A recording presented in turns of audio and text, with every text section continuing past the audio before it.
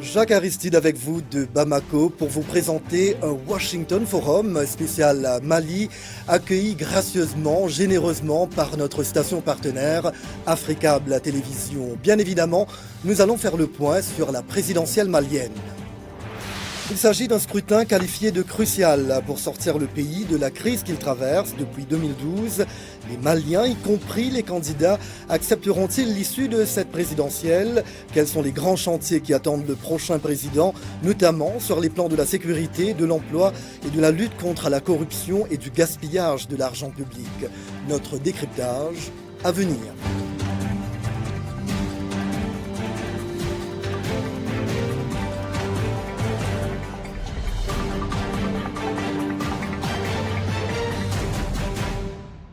Bienvenue et mille merci pour votre fidélité à Washington Forum, transformé ce soir en un Bamako Forum. Il nous faut préciser que l'émission est enregistrée jeudi en début d'après-midi, heure de Bamako. Nous attendons toujours les résultats provisoires. Cela dit, la communauté internationale attend du vainqueur une relance de l'accord de paix signé en 2015, tandis que de nombreux Maliens estiment que c'est un moment déterminant pour l'avenir de leur pays, comme nous allons l'entendre dans ce reportage. Une élection qualifiée de cruciale, les Maliens attendent beaucoup du futur président. Bon, ma première pensée est qu'il songe aux femmes et les enfants. C'est pour le travail des jeunes et de sécurité du Mali et de la paix au Mali. C'est ça que j'aime parler de moi quand même. C'est de quelqu'un d'honnête, de sincère, respectueux, qui est prêt à faire sortir le Mali dans cette galère, qui est prêt à faire sortir la jeunesse dans le chômage et qui est prêt à mettre le pays dans la sécurité. Le Mali est en proie des attaques djihadistes dans le nord, malgré un accord de paix paraphé en 2015, de même qu'à des affrontements intercommunautaires dans le centre. Certains des Maliens qui ont voté ce dimanche espèrent définitivement tourner la page sur l'instabilité qui a trop duré. Bon, le Mali est en crise, parce que le septentrion malien, n'est-ce pas, est mauvaise. Quand on essaie même de prendre le nord du Mali, on a vu vraiment que là n'est pas pour le Mali pour le moment. On peut même dire ça. Voilà. Mais si les Maliens ne font pas attention, dans 2 ans, tous les Maliens vont se retrouver à Bamako. Ça, c'est le problème sécuritaire. Malgré les 30 000 hommes déployés, des incidents ont émaillé le vote, même si nombre d'observateurs se sont dit globalement satisfaits de son déroulement. Ils déplorent toutefois une faible participation. Avec les 2100 observateurs qui ont couvert à peu près 10% de l'ensemble des bureaux de vote qui existent en République du Mali, nous, le taux de participation qu'on a pu dégager, c'est aux alentours de 37%. En attendant la prochaine étape, la validation des résultats par la Cour constitutionnelle, les habitants de la capitale vaquent tranquillement à leurs occupations. Il est l'heure maintenant d'entrer dans le vif du sujet avec nos invités. Mahamadou Camara, porte-parole de la campagne du candidat Ibrahim Boubacar Keïta, le président sortant, connu par ses initiales IBK. Également sur ce plateau, Étienne Fakaba Sissoko, porte-parole de la campagne du candidat Soumaïla Cissé. Baba Dakono, chercheur à l'antenne de Bamako de l'Institut d'études de sécurité ISS Africa. Et Alexis Calambri, journaliste, directeur de publication du quotidien Les Échos, le premier journal privé du Mali. Mahamadou Camara, je commence par vous. Bonjour. Quels sont les sentiments qui règnent en ce moment dans le camp du président sortant? Est-on toujours confiant? Alors, le sentiment général qui règne, c'est que globalement, l'élection s'est bien déroulée. Et vous l'avez dit justement dans votre reportage. Nous déplorons, cela dit, le fait que dans certains endroits du pays, nos compatriotes n'aient pas pu voter. C'est vraiment dommage, mais les bureaux de vote concernés représentent une portion infime et donc n'impacteront pas sur le résultat global. Je pense que la transparence de l'élection a été saluée par l'ensemble des observateurs internationaux et c'est ça qui est important. C'est important de le dire pour que les résultats qui seront proclamés prochainement ne puissent être mis en cause. Voilà, donc nous sommes plutôt confiants. Nous avons fait une belle campagne. Pendant 3 semaines, notre candidat s'est déporté partout dans le Mali, du nord au sud, d'est en ouest, et également auprès de nos compatriotes de l'étranger. Il a eu l'occasion de présenter son bilan, qui est positif, et également d'expliquer pourquoi il sollicite un second mandat, quel est le projet qui est le sien pour le prochain quinquennat, à savoir consolider les acquis et corriger, rectifier les manques. Étienne Sissoko, quid de votre candidat, Soumaïla Cissé? Croit-il être toujours garanti d'une place au second tour, s'il a lieu évidemment? Merci, absolument. Aujourd'hui, il n'y a pas de doute qu'il y aura un second tour le 15 août prochain et notre candidat est préparé pour justement aller à ce second tour-là. La question reste toujours de savoir si on est premier ou on est second, mais sur le deuxième tour, il n'y a aucun doute. Sur ces élections, nous regrettons malheureusement le fait que nous n'ayons pas pu convaincre le maximum de Maliens pour aller voter, pour aller exprimer dans les urnes ce changement qu'ils recherchent tant. Parce que quel que soit le taux de participation qui va être dégagé, il ne sera pas supérieur à 3 millions de personnes. Et aujourd'hui, c'est cela notre grand défi. Et dans l'organisation pratique de l'élection également, nous avons relevé un certain nombre de difficultés qui aujourd'hui ont entaché ce scrutin. On dit que c'est une partie infime du Mali qui est concernée par l'insécurité, par la non-tenue des votes. Mais aujourd'hui, nous ne savons pas quelles sont réellement les localités concernées, quels sont le nombre de bureaux concernés, le nombre d'électeurs concernés. C'est sur la base de tout cela qu'on peut effectivement dire qu'il y a une infime partie ou pas.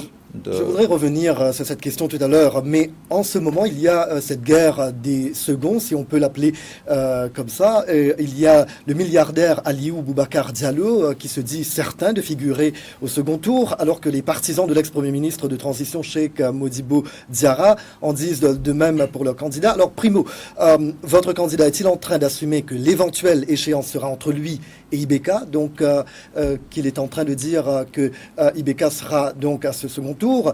Et Dezio, pensez-vous que ces candidats qui affirment être en tête également en ce moment font dans la surenchère? Moi, je ne commente pas ce que les autres QG de campagne disent. Je peux tout simplement dire que dans notre organisation, dans l'organisation de notre campagne, nous avons une équipe de centralisation de nos résultats où nos équipes dans les différentes localités nous ont remonté les procès-verbaux des bulletins de vote et c'est sur la base de la centralisation de ces résultats que nous sommes aujourd'hui en mesure de vous affirmer que nous sommes au second tour. Maintenant, la question c'est est-ce que ces autres candidats qui aujourd'hui ont fait également un bon score dans certaines localités, est-ce que ces candidats sont de potentiels alliés pour nous permettre effectivement de réaliser l'alternance véritablement? Les discussions sont en cours et nous avoir le désir des Maliens d'aller au changement, avoir cette vague de Maliens qui a voté contre la corruption, contre la gabegie, contre la gestion désastreuse de notre pays pendant ces 5 dernières années, il n'y a pas de doute que l'alternance est possible le 12 août prochain. Avant de m'adresser à nos deux autres invités, Mahamadou Camara, une réaction à cela? Parce que vous-même, vous disiez à un moment qu'une large victoire de votre candidat était assurée. Qu'en est-il? Alors, je précise, nous n'avons pas le droit de donner des chiffres. La loi l'interdit et nous attendons, nous, patiemment, sereinement, que les autorités compétentes proclament les résultats provisoires.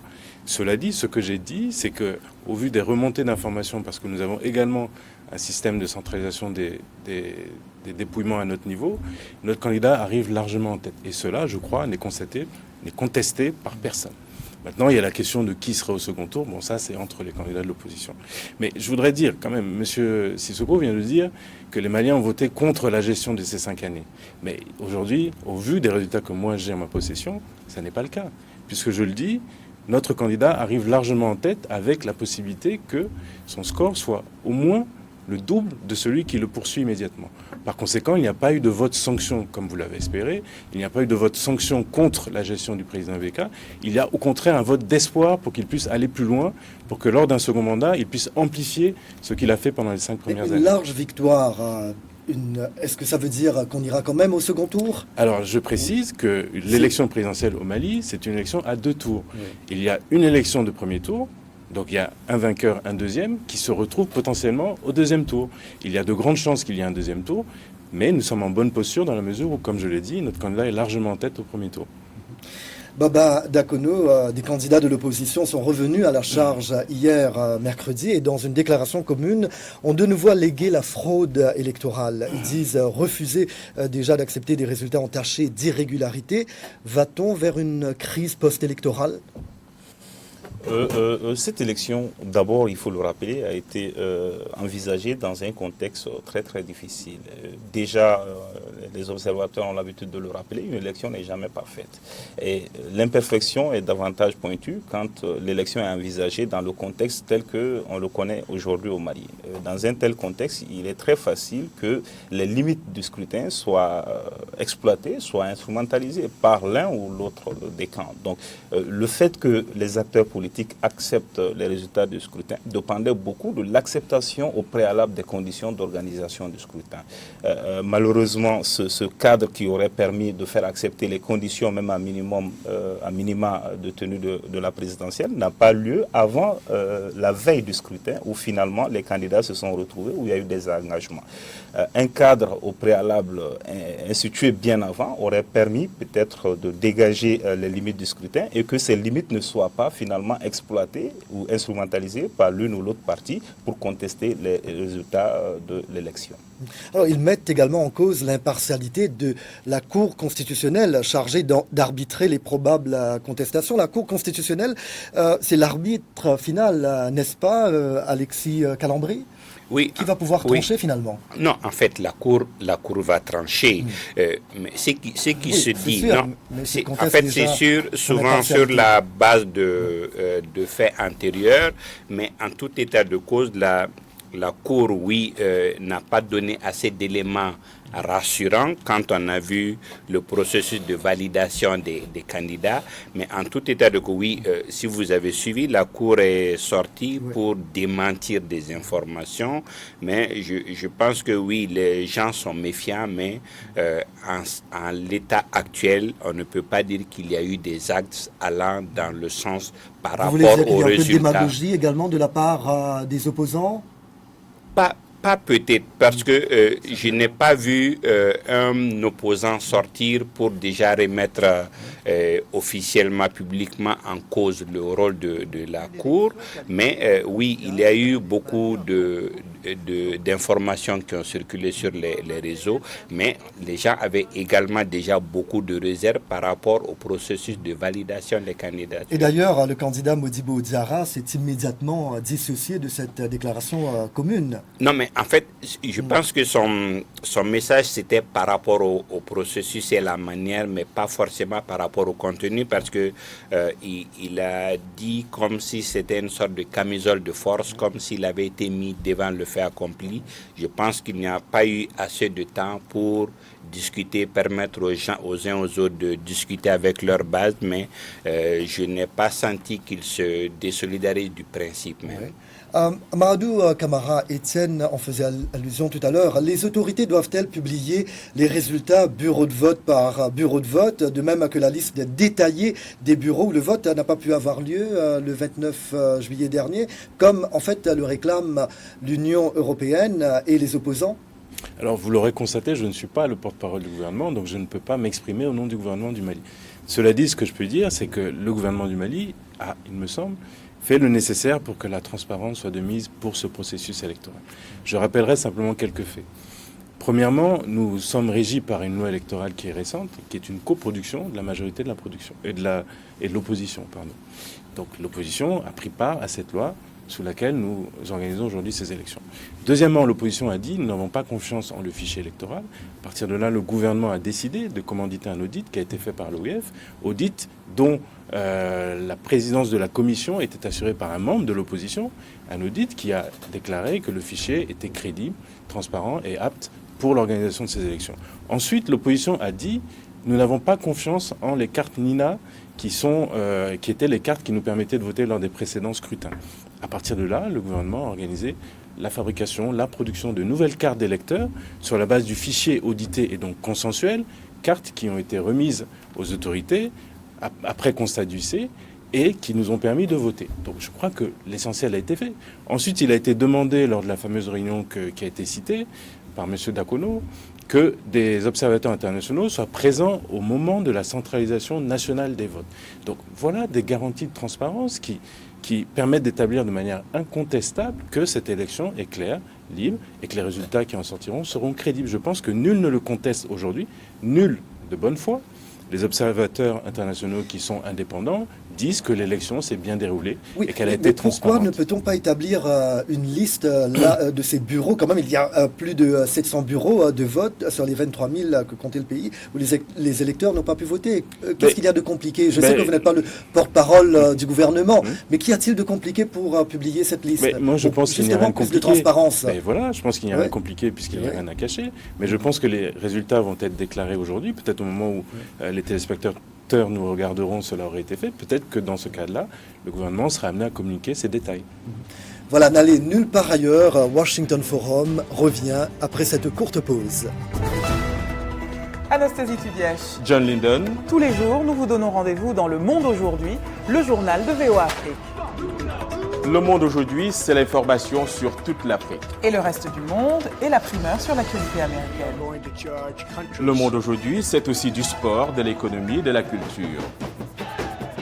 Des nouvelles technologies et des personnalités inspirantes de la diaspora.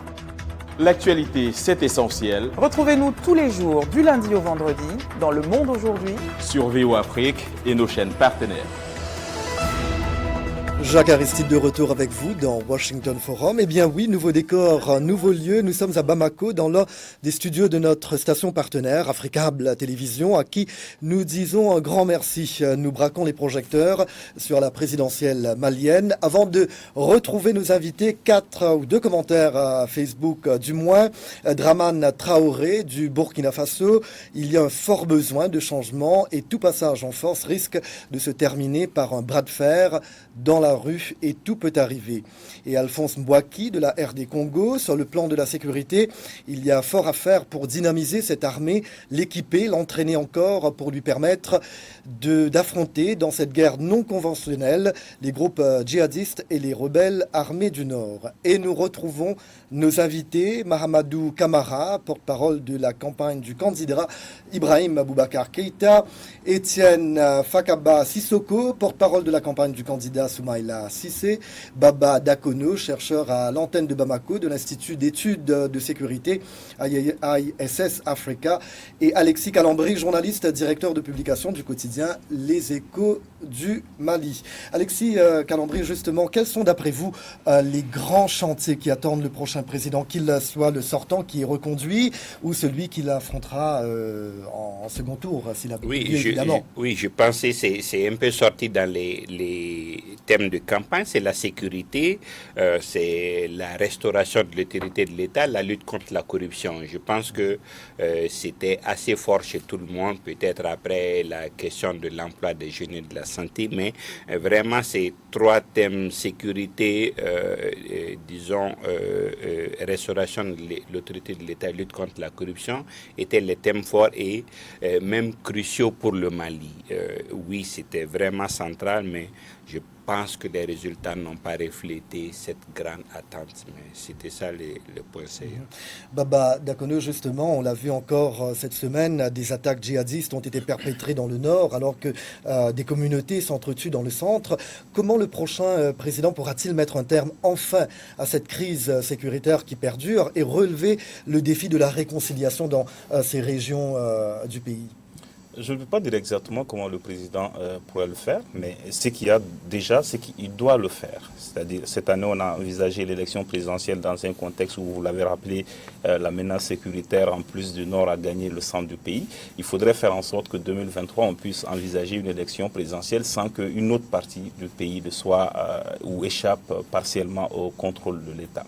Alexis est revenu sur ce qui est primordial aujourd'hui et qui le sera pour le nouveau président, c'est la restauration restauration de l'autorité de l'État, mais pas que. Aujourd'hui, c'est vrai qu'on focalise l'attention sur la restauration de l'autorité de l'État, mais si on veut éviter d'autres insurrections, comme on l'a vu en 2012, si on veut éviter l'amplification des conflits locaux par des menaces sécuritaires liées à l'extrémisme violent, il est important qu'en plus de l'autorité de l'État restaurée, on puisse voir un État utile aux communautés, un État qui puisse arbitrer dans le cadre des conflits locaux, et cet arbitrage ne peut intervenir que si les communautés ont une perception d'un État qui leur est utile, c'est-à-dire un État qui répond aux besoins élémentaires qu'elles se posent, la santé, l'éducation, comme on le dit, les services sociaux de base. Mais en plus de ces services sociaux, quand on prend le conflit au centre du pays, depuis quelques années, la question de justice revenait beaucoup dans le cadre du règlement des différends entre les communautés et au cœur des griefs au niveau de la justice des communautés, c'était l'État qui était perçu pour ne pas délivrer de façon équitable la justice. Donc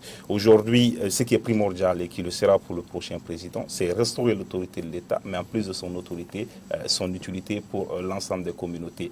Les phénomènes qu'on remarque aujourd'hui au nord et qu'on a vu progresser au centre sont propres à toutes les localités périphériques du Mali.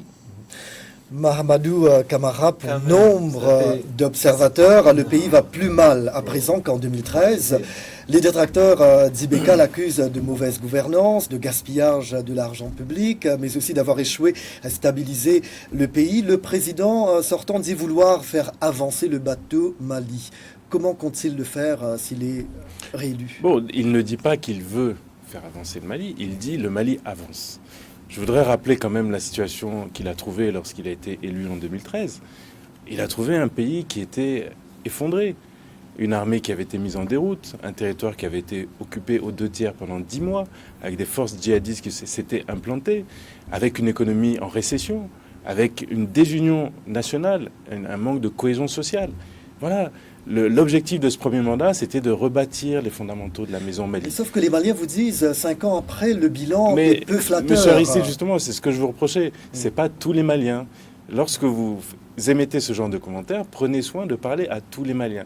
Sortez du précaré habituel des médias occidentaux qui se contentent de parler à quelques personnes à Bamako et au sein de la diaspora. Je pense que nous serons édifiés lorsque nous verrons les résultats qui seront proclamés. Vous verrez que dans l'immensité du territoire, dans le fin fond du Mali, les gens ont plébiscité le président sortant. Pourquoi ? Parce qu'il y a des efforts considérables qui ont été faits pour rebâtir l'outil de défense. Il y a des efforts considérables qui ont été faits pour aboutir à un accord de paix.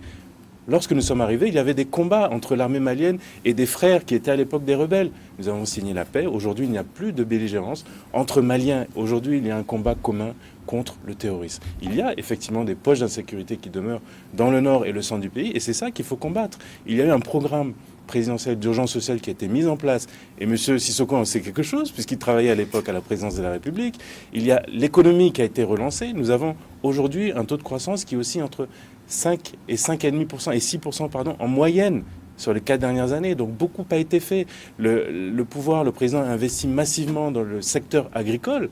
Et c'est pourquoi nous avons aujourd'hui le Mali qui est une puissance agricole, premier producteur de coton en Afrique, premier producteur céréalier en Afrique de l'Ouest, avec des excédents qui sont exportés. Donc, voyez, quand vous brossez le tableau de la situation au Mali, prenez soin de parler de tout. Je ne voudrais pas aller dans les détails parce que M. Sissoko n'a pas assez parlé, mais il y a eu des routes, il y a des hôpitaux, il y a des infrastructures dans tout le pays. Sauf que je dois dire que nous avons parlé à des Maliens ici, évidemment, à Bamako, qui évidemment ont apprécié le bilan d'Ibeka. Mais c'est qu'on a diffusé sur VOA Afrique. Alors, merci de le nous, on fait preuve d'objectivité dans notre travail. Merci, camarade, de le reconnaître quand même, parce que si je suis venu en tant que spectateur de cette émission, je ne pense pas que... Ça fait 4 interventions et je n'ai pas placé un mot. Et je pense que le minimum serait de me laisser m'exprimer sur des questions, et en fait, là, sur des choses. Vous, votre candidat, je souhaite d'abord, avant votre question, quel genre de projet crédible qu'il a présenté aux Maliens? Avant de réagir sur ces projets, un certain nombre de contre-vérités ont été dites sur ce plateau que je dois recadrer impérativement. Dans le processus de l'élection, Baba Dakono l'a rappelé, il y a eu des irrégularités que nous avons acceptées, sur lesquelles nous avons accepté l'ensemble de la classe politique pour aller aux élections. Mais les règles de l'élection ont changé lorsque le gouvernement, le premier responsable du gouvernement, qui est Soumaïl Boubèye Maïga, prend position officiellement pour un candidat. On ne peut pas être juge et parti. Cela, nous l'avons dénoncé. Les règles du jeu ne peuvent pas changer lorsque on vote une loi électorale et que 48 heures avant le scrutin, qu'on décide de changer des articles ou des dispositions de cette loi, comme ça a été le cas avec les procurations, lorsqu'on a voulu libéraliser les procurations. On est revenu en arrière, on a pris un engagement, le gouvernement a pris un engagement que les procurations ne seront pas utilisées dans le cadre de la décision qui a été prise, mais dans le cadre de la loi. Ça n'a pas été le cas. Le bourrage d'urne, une personne a utilisé 10, 15 procurations dans des bureaux de vote. Des gens ont utilisé des procurations, une seule personne dans 10 bureaux de vote ont utilisé différentes procurations. C'est contraire à la loi. Et cela, il faut le rappeler. On a pris des engagements comme quoi, à la suite de nos négociations, que nous allions avoir la liste complète et définitive des localités où l'élection n'aurait pas pu se faire. Jusqu'au jour d'aujourd'hui, jusqu'au jour où je vous parle, on n'a pas cette liste. Il a fallu que la communauté internationale tape du poing sur la table pour réclamer cette liste. On ne l'a toujours pas. Donc qu'on ne vienne pas nous dire qu'aujourd'hui nous avons un processus qui est crédible, nous avons un processus. Nous, notre objectif n'est pas de décrédibiliser le processus. Notre objectif, c'est de dire tout simplement qu'il y a eu des irrégularités. Lorsque les moyens de l'État sont utilisés par le gouvernement, par l'ensemble des ministres du gouvernement, par l'ensemble des cadres du parti au pouvoir pour battre campagne pour un homme, nous disons que cela est excessif. Lorsque vous parlez du programme présidentiel d'urgence, ayez quand même la gentillesse d'aller au bout de votre raisonnement et de dire que je suis l'auteur, que je suis l'auteur de ce programme présidentiel d'urgence et que ce programme a été détourné justement pour des fins politiciennes. Parce que vous n'y étiez plus, c'est pour ça que non, vous dites pour ça. des fins politiciennes. Lorsque des cadres d'un parti au pouvoir réclament qu'on réalise des investissements coûte que coûte dans le cadre du programme présidentiel d'urgence dans leur localité qui ne répondent pas aux besoins de notre programme, lorsque le financement veut être détourné pour être attribué à des projets politiques, nous avons dit non. Mais cela n'est pas le fond du débat. Aujourd'hui, la question, c'est de savoir qu'est-ce qui a été fait ces 5 dernières années pour qu'on donne une nouvelle chance au président de la République. Nous avons connu la corruption à grande échelle, nous avons connu l'insécurité, nous avons perdu des parties de notre territoire, les guerres communautaires, la gabégie, les crises dans l'éducation, dans presque tous les secteurs sociaux de base. Nous les avons connus, nous les avons vécus dans ce pays-là. Donc qu'on ne nous vienne pas nous dire un beau jour pour dire que, sortir du bois, pour dire que, effectivement, que le président de la République travaille. Je vais terminer sur le cas CMD. Sur la question de CMD, j'étais le voisin de Konimba lors de la réunion avec les candidats. Il faut préciser Cheikh Modibo Diarra. Konimba, c'est l'un des responsables justement de Cheikh Modibo Diarra, qui était mon voisin à cette réunion, qui n'a pas remis en cause aucun point sur lesquels nous avons discuté. Le projet de communiqué a été envoyé à l'équipe de campagne de CMD. Et donc nous sommes étonnés de cette réaction. Mais cela n'est pas la question.